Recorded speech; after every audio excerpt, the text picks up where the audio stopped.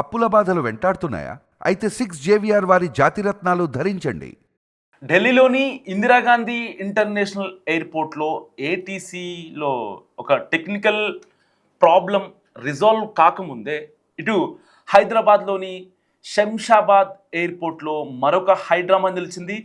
Vietnam వెళ్ళవలసిన VN797 అనే airlines చెందిన ఎయిర్ బస్ గాల్లోకి ఎగరలేదు. ప్రయాణికులు రాత్రంతా పడిగాపులు కాస్తున్న పరిస్థితి. దాదాపుగా 200 మంది వేలకు వేలు పోసి టికెట్లు కొనుక్కుంటే వాళ్ళకి కనీసం ఆల్టర్నేట్ ఫ్లైట్ కూడా, అంటే దాదాపుగా 12 గంటలు గడుస్తున్నా సరే వాళ్ళకి ఆల్టర్నేట్ ఫ్లైట్ ఏర్పాటు చేయకపోవడంపై ప్రయాణికులు అసంతృప్తి వ్యక్తం చేస్తున్నారు. అంటే కనీసం వాళ్ళు సమాధానం కూడా చెప్పడానికి చాలా దురుసుగా ప్రవర్తిస్తున్న పరిస్థితి అనమాట. అంటే ప్రయాణికులు నిజంగా పిచ్చోళ్ళ ఏంటి? అంత డబ్బులు పెట్టి వాళ్ళు ఫ్లైట్ టికెట్స్ కొంటారు. సో ఫ్లైట్లో వెళ్ళే వాళ్ళు మ్యాక్సిమం కొంచెం విఐపి స్టేచర్ ఉన్న వాళ్ళే ఉంటారు. అండ్ వాళ్ళకి అక్కడ ఏదైనా ఎమర్జెన్సీ వర్క్స్ ఉండొచ్చు, ఏదన్నా అంటే ఒక శుభకార్యం కావచ్చు, అశుభకార్యం కావచ్చు, వీళ్ళ ప్రజెన్స్ ఉండాలి కాబట్టే కదా రాత్రికి రాత్రి వియత్నాం ఎక్కడికైనా బయటికి వెళ్ళాలనుకునే వాళ్ళు. సో ఇలా చాలా ఘటనలు, ఒకటి కాదు రెండు కాదు, ఏ ఎయిర్ బస్కి సంబంధించిన సంస్థ ప్రతినిధులైనా సరే ఇలాంటి చాలా రిపీట్ అవుతున్నాయి. ఒకటి కాదు, గతంలో మనం చాలా చూసాం. కనీసం ఒక మనిషి కోసం ఫ్లైట్ ఆగిన సందర్భాలు చూసాం. సో ఫ్లైట్ కనీసం డిలే అవుతున్నా కానీ ప్రాపర్ ఇంటిమేషన్ ఇవ్వని ఎయిర్ బస్సులను చూసాం.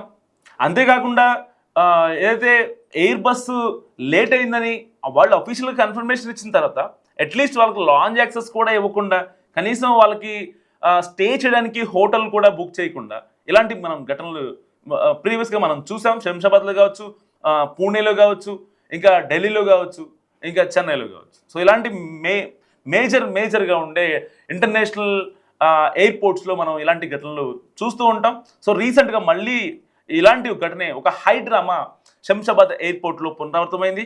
సో ఎట్టి పరిస్థితుల్లో 200 మంది మాకు కనీసం అట్లీస్ట్ అకామిడేషన్ కల్పించండి, లేదంటే మా లగేజ్ మాకు ఇచ్చేయండి, మా లగేజ్ మీ దగ్గర పెట్టుకొని మీరేం చేసుకుంటారు, మా లగేజ్ మాకు ఇచ్చేస్తే మేము హ్యాపీగా మాకు సంబంధించిన స్టే గురించి మేము చూసుకుంటాం. ఇక్కడ దోమలు కొడుతున్నాయి, కనీసం హాట్ వాటర్ లేదు, చిన్నపిల్లలు ఉన్నారు అని చెప్పి వాళ్ళంతా చాలా ఆవేదన వ్యక్తం చేస్తున్న పరిస్థితి. అయినా సరే కనీసం వాళ్ళలో చీమ కుట్టినంత పెయిన్ కూడా లేకుండా వాళ్ళంతా చాలా దురుసుగా ప్రవర్తిస్తున్నారు. ఒక పక్క కర్ర విరగకూడదు, ఒక పక్క పాము చావకూడదు అంటారు కదా సామెత, అలా బిహేవ్ చేస్తున్నారు. వాళ్ళు ఏం చెప్తారంటే, ఆ ఎయిర్ బస్ వియత్నాం ఎయిర్లైన్స్ యొక్క ప్రతినిధులు ఏం చెప్తారంటే, లేదు మేము మీకు హోటల్ అకామిడేట్ చేస్తామని చెప్తున్నారు, కానీ ఒకే చోట ఇంతమందికి, ఒకే హోటల్లో ఇంతమందికి మేము అలొకేట్ చేయలేం కదా అని మళ్ళీ మాట్లాడుతున్న పరిస్థితి. అంటే వాళ్ళు నిజంగా హెల్ప్ చేద్దాం అనుకుంటున్నారా, చేయకూడదు అనుకుంటున్నారా కూడా అర్థం కాని సిచ్యువేషన్ నిజంగా. అది ఒకవేళ ఒక ఫ్లైట్ డిలే అయింది, suppose for example Hyderabad to Tirupati ఒక ఫ్లైట్ ఉంది, ఇండిగో ఫ్లైట్ డిలే అవుతుంది. సో రీసెంట్గా మనం చూస్తూ ఉంటాం, ఈవెన్ ఒక 2 monthsలో ఈవెన్ 2 సార్లు దానికి టెక్నికల్ ఇష్యూస్ వస్తూ ఉంటాయి, డిలే అవ్వచ్చు, క్యాన్సిల్ అవ్వచ్చు. సో అలాంటి సందర్భాల్లో ఏం చేస్తారు వాళ్ళు, ప్రయాణికులకి ఆ మనీ వెంటనే రీఫండ్ చేయడం కానీ ఇన్స్టెంట్గా జరిగిపోవాలి. అది లేదు, వాళ్ళకి ఆల్టర్నేట్ ఫ్లైట్, అందరూ అక్కడ బోర్డింగ్ పాస్ కోసం వెయిట్ చేస్తున్నారు కాబట్టి వాళ్ళకి ఆల్టర్నేట్ ఏదైనా ఫ్లైట్ అరేంజ్ చేయాలి. కానీ ఫ్లైట్ అరేంజ్ చేయకుండా, వాళ్ళకి స్టే అరేంజ్ చేయకుండా, ఎప్పుడు వెళ్తామో క్లారిటీ ఇవ్వకుండా 200 మంది ప్రయాణికులు 12 గంటల పాటు వెయిట్ చేయాలంటే, చిన్నపిల్లలు, ముసలివాళ్ళు వీళ్ళంతా ఉంటారు, వాళ్ళ అవసరాలు తీర్చుకోవాల్సినవి ఉంటాయి, ఏదైనా ఎమర్జెన్సీ ఉంటుంది, అసలే చలికాలం స్టార్ట్ అయింది, సో వాళ్ళ హెల్త్ ఇష్యూస్ కొన్ని ఉంటాయి, పెద్దవాళ్ళు ఉంటారు, వాళ్ళకి బాడీ హీట్ అవుతూ ఉంటుంది, టెంపరేచర్ పెరుగుతూ ఉంటుంది. సో అంటే వాళ్ళు ఎందుకు ఇవన్నీ ఫేస్ చేయాల్సిన అవసరం ఏంటి? కేవలం వియత్నాం ఎయిర్లైన్స్ వాళ్ళకి టికెట్ ఇచ్చిన పాపానికి వాళ్ళు ఇంత ఇబ్బంది పడాలా? దేనివల్ల ఇబ్బంది పడాలి? వాళ్ళు వేలకు పెట్టి డబ్బులు పెట్టి మీ దగ్గర టికెట్ కొన్నందుగా.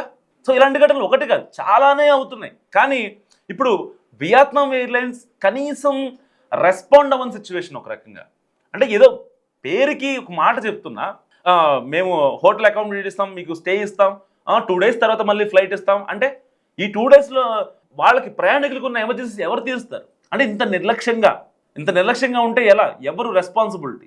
నిజంగా వీటిపైన కొంచెం ప్రభుత్వాలు కొంచెం కేంద్ర ప్రభుత్వాలు కఠినతరం చేయాలి కొన్ని విషయాల్లో. ఎందుకంటే ఒక ఫ్లైట్కి వెళ్తున్నారు అంటే దాదాపుగా 80% మెంబర్స్ దాంట్లో చాలామందికి ఎమర్జెన్సీ ఉంటాయి. ఒక 20-30% ఉంటారేమో, అంటే ఒక హాలిడే పర్పస్ లేకపోతే వీకెండ్లో బయటికి వెళ్దాము అని ఉంటారు. ఉండకుండా ఉంటారు, వాళ్ళు ఉంటారు, వీళ్ళు ఉంటారు. మరి ఎమర్జెన్సీస్ ఉన్న వాళ్ళ పరిస్థితి ఏంటి? కేవలం మీ ఫ్లైట్ పట్టుకున్నారు కాబట్టే, మీకు డబ్బులు కట్టారు కాబట్టే వాళ్ళు ఇవన్నీ వదులుకోవాలా?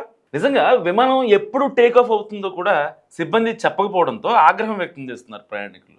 ప్రత్యామ్నాయ ఏర్పాట్లు కూడా చేయలేదని ఎయిర్లైన్ సిబ్బందిపై నిజంగా మండిపడుతున్నారు. మండిపడాలి కూడా.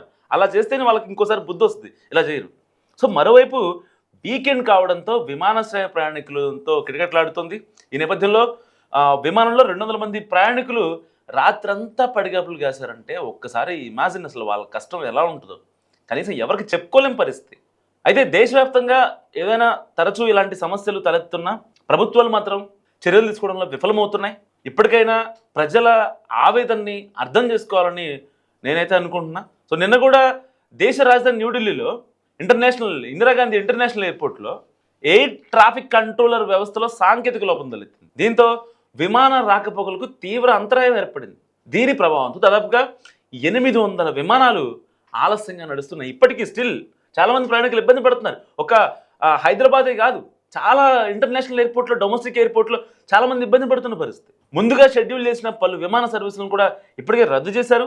ఈ నేపథ్యంలో ఢిల్లీ ఎయిర్పోర్ట్లో వందలాది మంది ప్రయాణికులు ఒక రకంగా చిక్కుకుపోయారని చెప్పుకోవాలి. మీరేమనుకుంటున్నారు ఈ ఫ్లైట్ ఇన్సిడెంట్ పైన? మస్తుగా కామెంట్ చేయండి. చూస్తూనే ఉండండి మన టీవీ.